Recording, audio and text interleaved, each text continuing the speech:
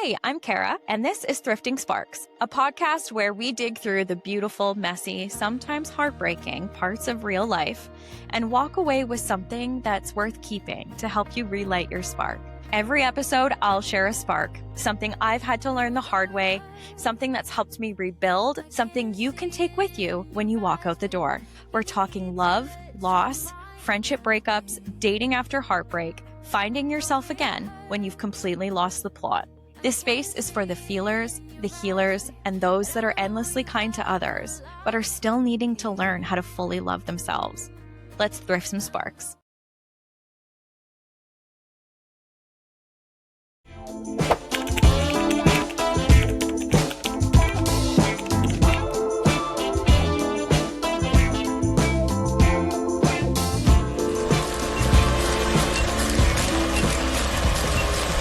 I'm so excited to dive into this episode with you guys. I'm going to be transparent. I have recorded this. This is now going to be the 8th time, but we're going to get through it. We're going to roll with it. As you know, this is a new project. I am in no way claiming to be a professional podcast host. However, I do feel that I'm somewhat an articulate gal, concise thinker, sometimes rambler, but that's okay. So bear with me as I learn to really embrace this new chapter and this new role as a podcast host.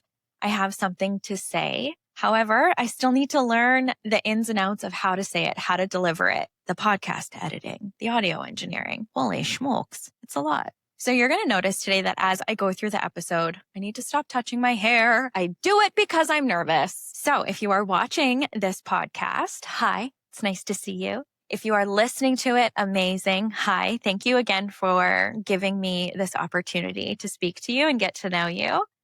Now, I am adding video to this podcast because so many of you guys have requested there be video. However, it really got me in my head about how I'm able to still deliver everything I'm wanting to say and follow a script and not look like I'm reading a script. And it was actually in an old session with my therapist where she reminded me that sometimes just getting started is better than doing it perfect. So that is the ideology that I'm bringing to today's episode. And I'm going to be reading from my script and from my show notes. I'm still going to try to do it as lively and animated as possible, but I might not always keep direct eye contact. Just because I am still learning, how to not get nervous. Even though it's just me here in my apartment, it's nerve-wracking. I did see this girl on social media, though, say to just pretend like nobody's ever going to see it. Pretend like nobody's there and you're talking to nobody. So, you know what? Maybe that's what I'm going to do today, actually, just so we can get through this. Again, I'm touching my hair. It's because I'm nervous. Freak show I am. My gosh. Can I tell you something that I actually really struggled to say out loud? There were days in the last few years where I genuinely didn't know if I was going to be okay. Not okay in the dramatic made for TV, like reality TV kind of way, but having moments of sitting with myself of thinking that I had just screwed up my whole life and that there was no way I could fix it. Ways where I didn't know if I was even going to be able to pay my rent. The kind where you don't remember who you are anymore. Before we get into that, I want to tell you about this time at a party where someone looked me dead in the eye when I told them what I was going through. And they said, "Oh my God, that would kill me." And I just stood there frozen, thinking to myself, yeah, it almost did. If you've known me in real life, I'm very bubbly. I'm not one of those people that you would think that that's crossed their mind before, but that's why this podcast exists. It was for what I needed in that moment. I think what a lot of us need. It isn't someone to gasp at our pain. It's just to have somebody show up and say, "I see you and you're going to be okay. I'm here." That's really what I want to be for you with this podcast and with this community. How are you doing? No, seriously. I hope wherever you are right now, you're being a little gentler with yourself, because if you found your way to this podcast, then I have a feeling that you probably needed somebody to say that to you today. So some updates on me. This week, I did have some legal meetings and updates on my divorce and my business breakup. We're going to talk about that in a little bit here. Things are moving forward, which is obviously great, but then also I still feel so nauseous every single time I get an email from my lawyer. but I am getting much better at managing my emotions each time it happens. So that is great. So let's start this podcast episode with the state of my life right now. Let me tell you where I actually am, not the highlight reel, not the I've healed and here's what I've learned version. This is the right now version. Right now I'm getting divorced after 3 years of separation and living in limbo, maybe hoping to see if he would show up and put in a single ounce of effort and fight for the over 13 years that we were married. But in this 3 years, I have slowly started to accept that the silence is its own kind of answer. So I've made the decision to file for divorce. It's the right decision, but it does still break my heart a little every single day. I will never forget the moment of asking him for a separation. He looked at me and he said, "Whatever makes you happy." No effort, no trying. It was the most bland ending to any relationship that I think I had ever seen. But I've accepted it and I've moved on. You know, there was a lot of sacrifice that came from being a wife. I carried a majority of the weight of managing a household, and that's heavy. I was the type of daughter-in-law that moved her in-laws into her house. I know, I can hear you now.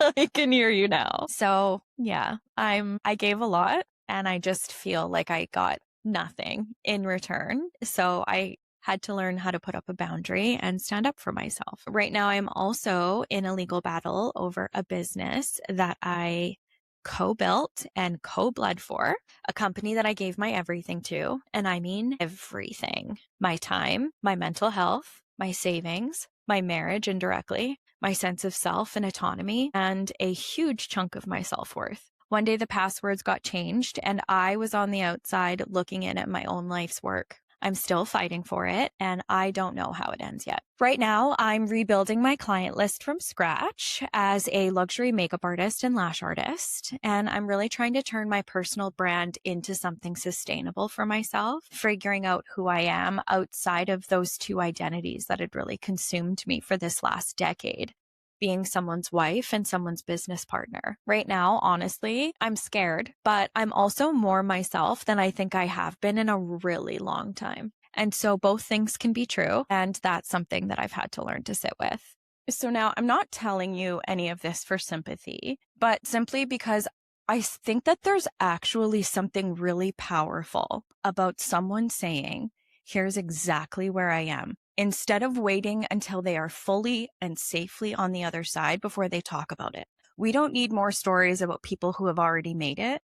I think we need more stories from people in the middle of it. I'm not packaging myself up as a coach because I have no idea what I'm doing. And before I am ever going to teach you anything, I think that I need to have done it successfully first. Instead, I'm just showing up as a raw human who's really aware that there's a lot of beauty in pain and in displaying resilience. So I am in the middle of it and I want to document it right here with you in real time. The mess, the magic, the setbacks, and the sparks of it all. I was at a party and someone who knew about my business separation pulled me aside and started asking me questions about it. And as I opened up a little and explained what had happened, she looked at me with this wide-eyed gasp and was like, "Oh my God, that would kill me. Like, I would be absolutely devastated." And she wasn't wrong. It did really devastate me. But in that moment with everyone around, I just felt on display. I didn't feel supported or seen. Like the worst chapter of my life was being held up like nothing more than hot tea. Like my pain was the newest episode of Bravo's storyline and she had tickets to the first episode. What I needed in that moment, what I think people need on a human level, is just for someone to look at them and ask, "Are you okay?" Not to perform shock at how not okay I must be, but to just genuinely ask. So if you're going through something, and I have a feeling that some of you probably are, I'm asking, "Are you okay?" And whatever the answer is, you're allowed to have it. Those feelings are valid. So let's talk a little bit about who I am and how I got here. My first name's Cara, but my whole life, ever since I was little, people have called me Care Bear, which I currently have very complicated feelings towards. I have always spent my life being the bubbly one, the sweet one, the one who shows up, who holds space, who wants to make everyone feel seen and feel okay. And I genuinely love that about myself. But I'm also learning slowly and rather painfully that kindness is not the same thing as being a doormat. That being a Care Bear does not mean absorbing everybody else's chaos at the cost of my own peace. So I'm working to break some pretty deeply ingrained people-pleasing habits right now. And it is uncomfortable, but necessary. And honestly, kind of liberating. More about me. I'm a luxury makeup artist. I am a Taylor Swift stan. Her songs like All Too Well, Black Dog, LOML are seriously the type of agony that I live for. I will fight you tooth and nail that I believe that she is hands down this generation's one of the best lyricists that we have ever seen. I love her. Also, she is like a year and a half older than me. So I've loved her since I was 13 years old. And so when her song 15 came out, I was 15. When 22 came out, I was 22. Her heartbreak albums would somehow always align with my first heartbreak or my next one. And then recently she launched the Tortured Poets department right in line with when I was getting divorced. And I actually have written in my journal the ways that that woman has done positive things for my mental health. Like, yeah. So I love Taylor Swift. I really love her. You can make fun of me all you want.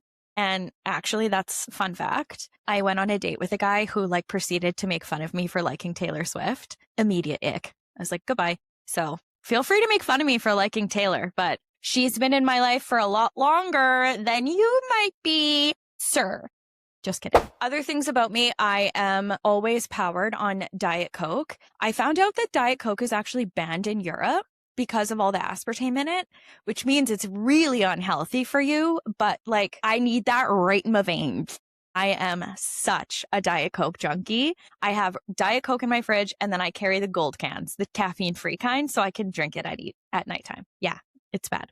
Okay, what else? I am also a girl's girl. I am very much all for those kinds of friendships where you can ugly cry and laugh all at the same breath. I am a true crime lover and also a little bit of a video game nerd. I do have a history of playing obscene amounts of Call of Duty, and I may or may not have been in a tournament or two. I left religion about a decade ago, which meant confronting disappointing my parents and growing apart from the majority of the community that I had ever had up until that point. I had to rebuild, and then life handed me another rebuild. And here I am doing it again. So I guess rebuilding is apparently my thing. May as well lean into it and make it a podcast. So all in all, the short version of the last 10 years of my life, I got married and we had very ambitious goals of the lifestyle that we wanted. And I knew as an intelligent and ambitious woman that I could help us get there. So I worked really hard. I made the decision to buy 50% of an established business. And then I now had a business partner. So I poured everything into both my marriage and my business. I poured my time, my energy, my identity, my mental health, all of it. And then all of a sudden, one day I blinked and who I was a fundamentally different person. I had changed so much without me noticing. Burnout had crept in ways that it always does, slowly and then all at once. It started affecting my marriage, and my marriage started drifting. The kind of drifting that happens in silence, in resentment that builds because nobody says the things that they're thinking out loud until it's too late. The tension at home was affecting my performance at work, which would inevitably cause more issues. So I made the decision to ask for a separation. And before I had even moved out, he had a new girlfriend. We hadn't discussed divorce, but it's pretty much an assumption now that he is on his fourth girlfriend. So yeah, I'm still a little bit bitter, but may as well document that for the journey. So I had to spend a year. We spent a year living together while we were separated. Frickin' nightmare. Like absolute torture.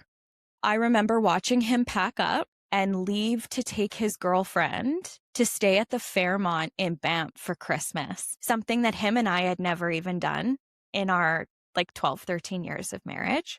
Like I can actually like taste the vomit just saying that. Like that is its own kind of grief, and it doesn't have a name, but it should, because there was no way for me to articulate what I was living through.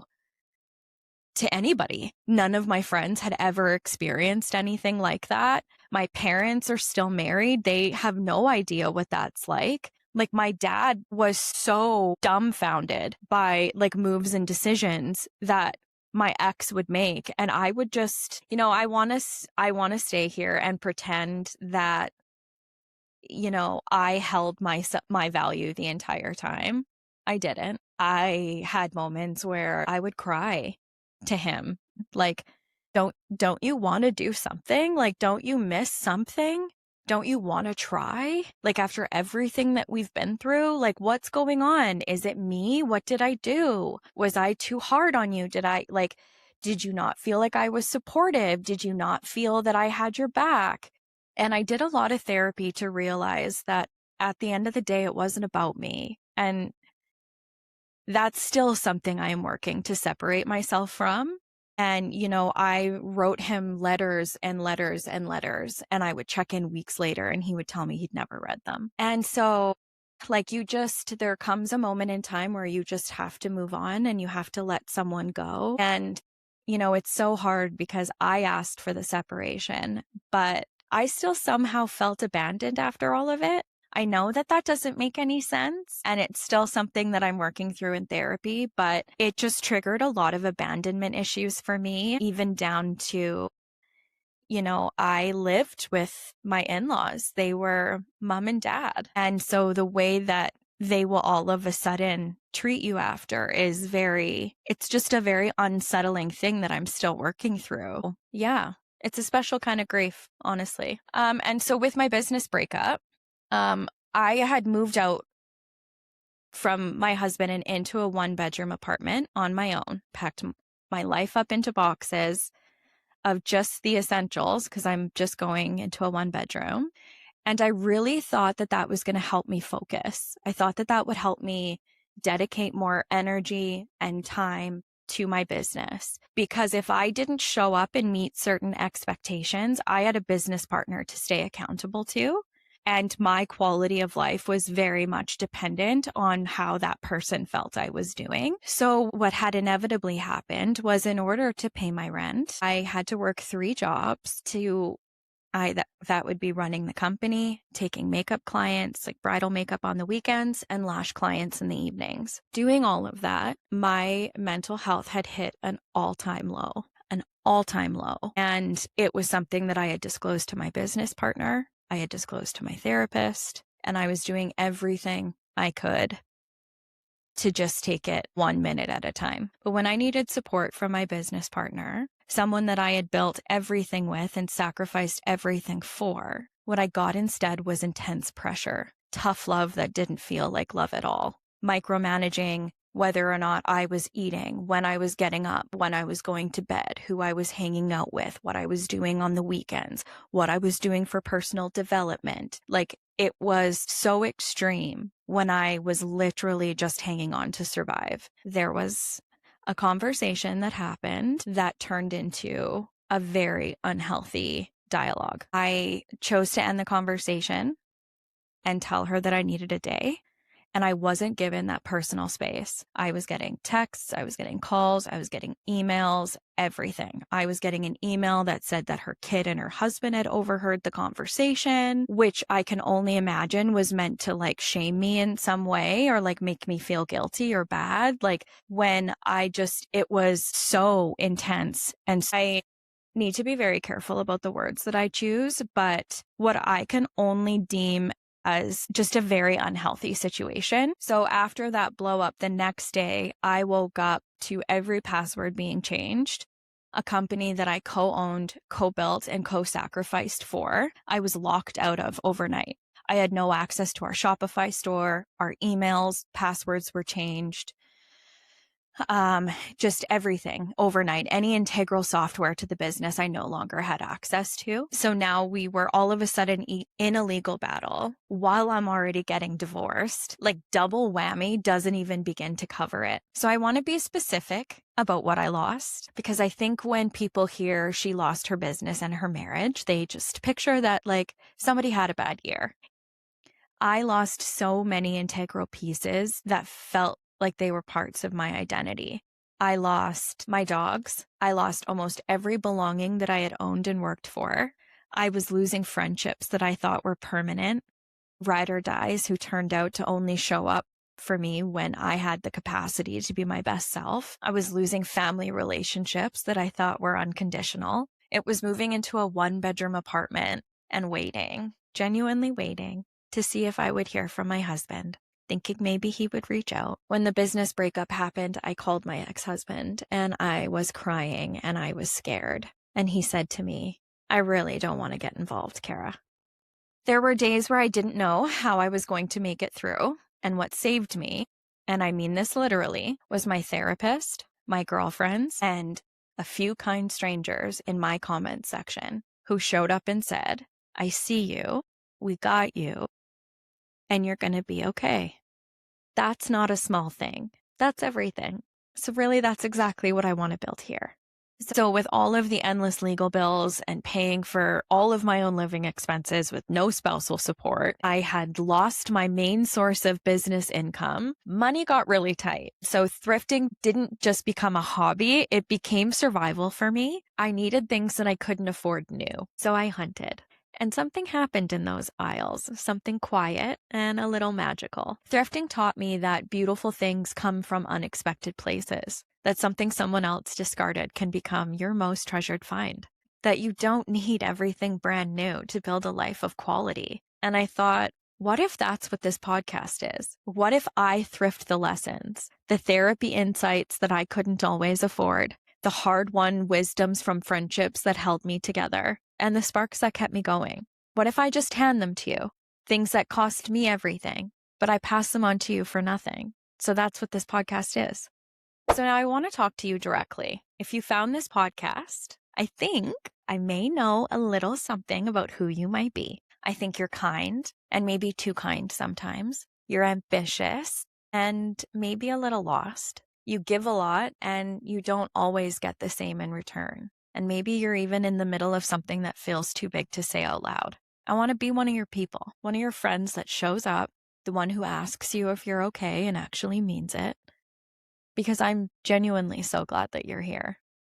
Okay, so I want to introduce something that we're going to be doing every single episode. This is called Trash or Treasure. So the premise is super simple. I'm going to bring a situation, a mindset, a habit, a thing that happened, and we decide together, do we trash it or do we treasure it? Okay, so for our very first trash or treasure, I want to talk about something that's been living rent-free in my head. 2 things, actually. Okay. First, messaging someone who's going through a breakup to tell them what their ex is up to. Trash, hard trash. Walk past it. Don't even look at it. Dumpster fire. Okay. I am a girl's girl to my core. I love us. I want us to win. But being a girl's girl does not mean that you send someone the, oh my God, did you see that your ex's girlfriend just posted this message? Okay. That's not sisterhood. That is chaos delivery. That is you trying to become an accomplice in an attempted murder charge. And that's just a really bad idea. We're not doing that. While we're here, can we talk about how this modern social media digital age is making breakups approximately 1,000 times harder than they need to be? Because nobody prepared me for having to navigate my ex-husband's new girlfriend following me on social media. Hi, I have boundaries. This is my side. That is your side. Please return to your side. After speaking about it with my girlfriends, I very promptly proceeded to block her because I was like, you already have my floppy seconds. You do not need to also monitor my stories. Okay? I said what I said. So trash it. All of it. We are leaving the digital overstepping and unsolicited ex updates in the trash where they belong. Now, what are we treasuring this week? The advice is just to ask if someone is okay. I told you about the party and the woman who gasped at my pain instead of sitting with it. And I want to be clear, I don't think she meant any harm. I really don't. But it reminded me how rarely people actually just ask the simple question, especially when that person is moving through the world so raw with what they're going through. Ask if they're okay. No dramatics, no commentary on how devastating it must be. Just Are you okay? That's the find. That's the gem that most people walk right past. The willingness to ask a simple question and then actually listen to the answer. Treasure it, keep it, use it on someone this week. Okay, so before I give you your spark that we're thrifting in today's episode and I let you go, I want to tell you what's coming because I want you to go ahead and please hit that subscribe button right now. I'm going to give you a reason to. Next episode, we are doing something that I am really proud of. It is going to be called Catching Your Breath. This is my personal reset system, the exact things that I lean on when life feels like it is actively trying to drown me. My girlfriends and I have this joke where we send each other the snorkel emoji when we feel like our head is underwater. Next episode is literally going to feel like a snorkel. It is going to help you catch your breath. Coming up this season, we are going to talk about friendship breakups and why they are sometimes harder than the romantic ones, and nobody really acknowledges that. We're going to talk about dating after loss, which is terrifying and also occasionally hilarious. I do have some stories. We are going to talk about rebuilding your finances when you've lost everything, finding a community when you've outgrown the one that you've had, and what it actually means to choose yourself when you've spent your whole life choosing everyone else first. We're going to laugh. We're going to cry, and we are going to find some really good treasures in the mess of my life together. So go ahead and hit subscribe, tell a friend, and let's build something real here. So now let's end our episode with the spark for today. I'm going to gift this to you. I'm going to be placing it in your beautiful, dainty, well-moisturized hands, okay? I want to give you something that you can carry out of here today. So here's the spark. Surviving is not the same as settling. And rebuilding is not the same as starting from nothing. Everything you've lost, everything that's been taken, every version of you that you've had to let go of, that's not a gap in your story. That is the story. You are still here writing it. You aren't failing. Some seasons are about surviving long enough to meet that version of yourself that you've always believed that you could be. So just keep pushing. I need you to hear that because I really needed to hear that. I still do, on more days than I can count. But you didn't lose those years. You lived them. They made you. And now you get to decide what to do with what they taught you. Thank you so much for being here on my very first episode of Thrifting Sparks. Genuinely, thank you. If any part of this feels like something that you needed to hear, please share it with someone who needs it. That's how we find each other. That's how we build a community. You can find me on social media at Thrifting Sparks. Come hang out, see what I might be thrifting, the makeup artistry, the real life behind it all. I would love to meet you over there. I'm Cara. This is Thrifting Sparks, and I'll see you in our next episode.